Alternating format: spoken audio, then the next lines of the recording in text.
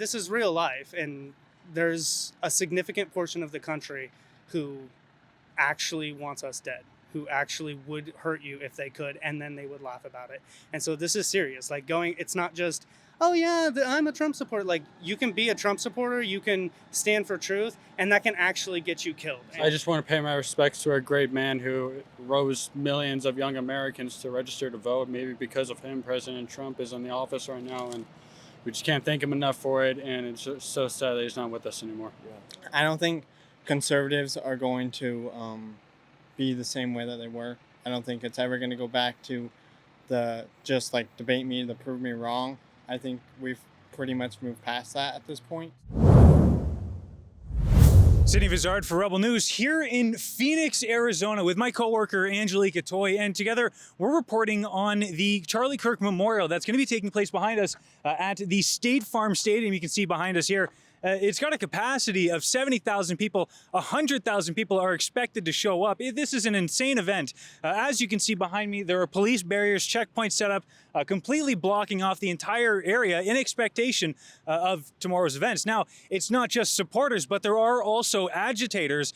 There's speculation that someone attempted to bring in weapons to this facility earlier today, preemptively for the memorial event. There is also a threat of a bomb that might have been placed near the TPUSA headquarters vigil in town as well. So there may be disruptors on site as well. So we're going to be here all day tomorrow, bright and early, because these people are going to be showing up before the sunrise. So we want to be here to cover that and talk to them to see what is it that inspired them to come to this Charlie Kirk Memorial. And of course, we understand, many of us have opinions on Charlie Kirk, pro or negative. I think, most sane people don't think it's appropriate that he was murdered in front of his wife and child, yet in society, we see that there are people actually celebrating this. It has to be noted that all evidence suggests that Charlie Kirk's shooter was politically motivated, seeing Charlie Kirk as an advent of hate for the general public, despite how the majority of people see his dialogue. Most people consider it to be that of a general conservative-oriented person. There are many people who respect Charlie Kirk who both agree and disagree with him, because at the end of the day, he's just a person. You're not meant to agree with everything or nothing that this individual has to say. That being said, we're here. We're going to be back here tomorrow morning. We're also going to be checking out the vigil. You can check out Angelica Toy's report on that from tonight. President Donald Trump has also announced, following the passing of Charlie Kirk, that Antifa would be listed as a terrorist organization. Now, we're going to see how that pans out. But the main thing is that tomorrow is the memorial. That is the day for people to express in their greatest the mourning they feel for Charlie Kirk. The day after is the day that America changes. Well, Charlie Kirk was an amazing person, a strong man of faith, and he left an indelible mark on the conservative movement and inspired many young people. I'm sure like this young guy himself. I just want to pay my respects to a great man who rose millions of young Americans to register to vote. Maybe because of him, President Trump is in the office right now, and we just can't thank him enough for it. And it's just so sad that he's not with us anymore. Yeah. It's strongly speculated that he was a large factor, but you were saying that you actually met him as well. Yes. What was that experience like? It was a true honor of mine. I was invited by a delegate of the state of California, and I never thought I'd get to meet him because he was such an inspiration. You think this man would have so much protection and everything, but he was just out and vocal as anyone else. He just walked up to me and I shook his hand, and my first words to him were, "Congrats on the birth of your son." And it's just so sad that he won't be able to see him grow up anymore. All it costs is time and money to get here, and it's well worth my time, and money can be replaced. This is the most significant political event to happen in America, at least since 9/11, and the most significant assassination since JFK. And what about Charlie made this such? I think that he just had a big impact, especially in my life, and I think that right now Gen Z is waking up even more so, and that it just means a lot to, I think, this generation mainly, and that Charlie just, means a lot to everyone. Well, you said he had an impact on you. Well, how did he change you? How did he better you? I think he encouraged me to be in the God's word more, to be more bold in my faith, to challenge different beliefs and opinions, and not fall prey to like the liberal media. we're expecting probably over 100,000 people tomorrow. What do you make of that attendance, and what does this event symbolize for the nation? I think what Charlie stood for is the truth. He said on a podcast with George Janko one time that his calling was to go into the place where the lies were being spread and to declare truth. So in that case, he was really missionary, because Jesus said when he was standing before Pontius Pilate, I came to bear witness to the truth. And Pilate says, what is truth? And that's the question that an unbelieving world asks, is what is truth? And Charlie's mission was to pursue the truth through reason and act upon the truth to pursue justice. And I think that that's why he was assassinated, because a lot of people believed lies about him. And so I think that standing up for truth and standing up for faith is synonymous, because Christ is truth.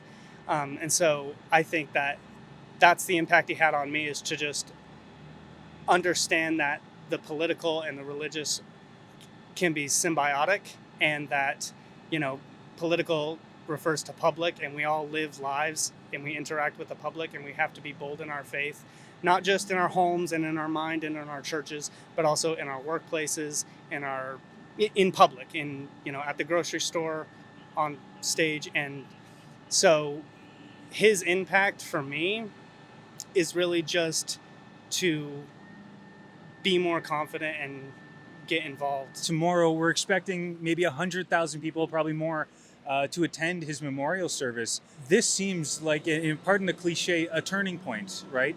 Many people have suggested it being such. What do you make not of tomorrow's memorial, but the day after?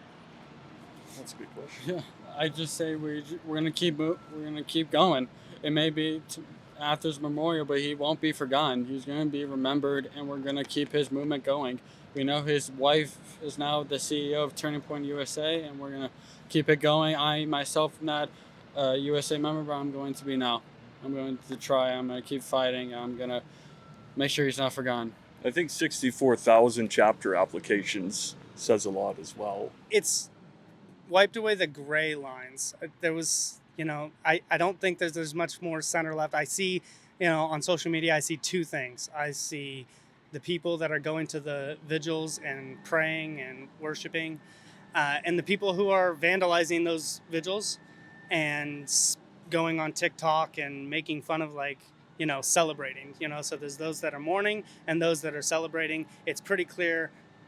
Call it left, right, good, evil, black, white. It blurred away the gray lines, and so people can pretty clear. So there's unity among, I think, the right and those that stand for truth. And there's also a kind of unity on the dark side, the more sinister side, that's unifying around celebration because they think that they've won. And I don't know exactly what tomorrow looks like, because on one hand, it's great because it's inspired a lot of people. I mean, you can look at the reaction, and it has inspired a lot of people, but it's also made a lot of people very afraid, because this is real life, and there's a significant portion of the country who actually wants us dead, who actually would hurt you if they could, and then they would laugh about it. And so this is serious. It's not just, oh yeah, I'm a Trump supporter. You can be a Trump supporter, you can stand for truth, and that can actually get you killed. And I think that was displayed. And so it takes courage, and courage is the chief virtue. And so I think that, I don't know. I don't actually know what tomorrow looks like, because it's going to separate people who are courageous and people who are scared. The divide is definitely, like he said, very clear. I think you know who your enemies are now a lot more clear. So I don't think conservatives are going to be the same way that they were. I don't think it's ever going to go back to the just debate me, the prove me wrong. I think we've pretty much moved past that at this point. So it turned a little too many cheeks. Yeah, I think where grace was afforded before, I think I don't think that grace can be given anymore. I think that conservatives need to have their defenses up and not fall for, it's not a game anymore, and they've made that very clear. God bless America. God bless Charlie Kirk's family. We love and remember you. Cherish Charlie. God bless you, Charlie. We'll see you later, brother. Let me know in the comments, what impact do you think Charlie Kirk had, not only on America and American discourse, but on discourse around the world? Let me know in the comments. For Rebel News, I'm Sydney Fazard. RebelNewsUSA.com is you have to go if you want to follow along with all our reporting while we're here in Phoenix. No, we're not just going to be covering the event. We're going to be talking to people. We're going to be seeing the vigil. We're going to be trying to speak with people of note in the political atmosphere here in America. So if you want to follow along and stay tuned with our reporting while we're here, go to RebelNewsUSA.com.